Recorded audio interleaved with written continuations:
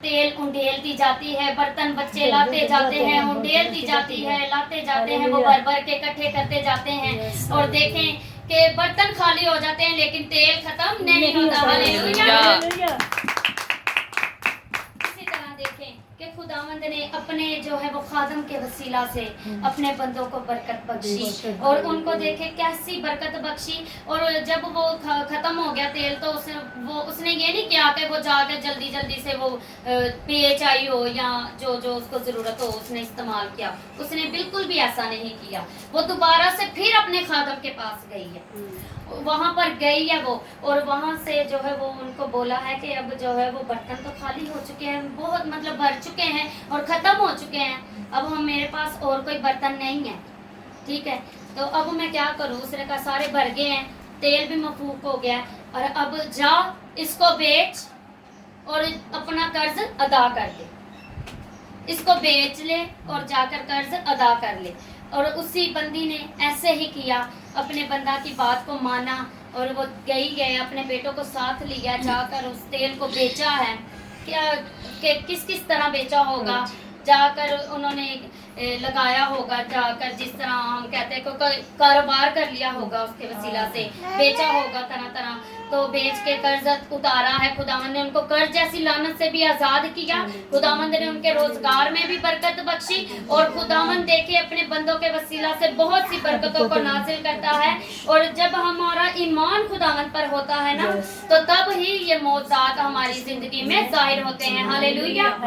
तो आज हमें भी मेरे अजीजों ज़रूरत है कि हम भी अपने खादमों की, अपने खुदा के वफादार रहें, ताकि हम जो है वो हमेशा की ज़िंदगी को और ताज़गी को और जो है वो हमेशा की रोटी को जो है वो हासिल कर सकें, जो ना ख़त्म होने वाली है और हमारी जो भूख है वो एक निवाले से भी उतर जाती है। जिस तरह वो यीशु मसीह बैठे हुए थे तो सामरी औरत आई तो खुदावंद ने उससे कहा कि मुझे पानी पिला दे, तो उसने कहा कि तेरे पास बर्तन तो है नहीं तो मैं कैसे पानी पिलाऊं।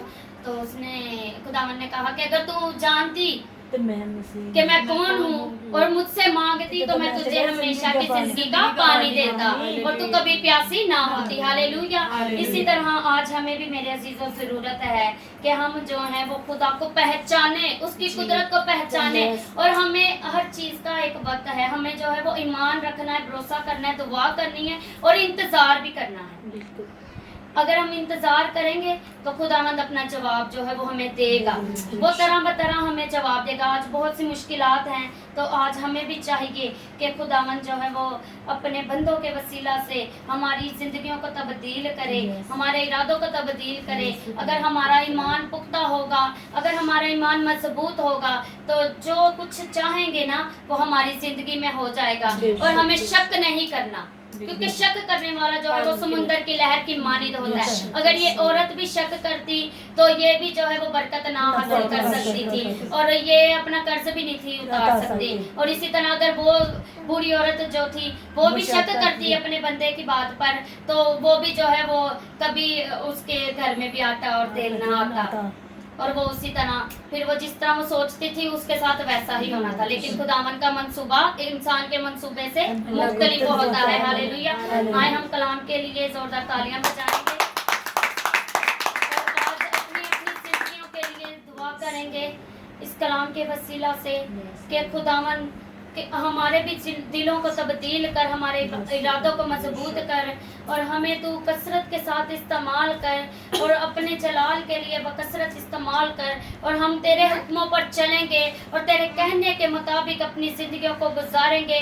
चाहे मुश्किलें, परेशानियां, मुसीबतें जितनी भी आ जाएं, हम तुझ पर ही भरोसा रखेंगे और हमारा ईमान हमेशा तुझी पर रहेगा और हम मरते दम तक तेरे वफादार रहेंगे। दुआ में रहनुमाई सिस्टर मरियम करेंगी कलाम के लिए और बैठी जा।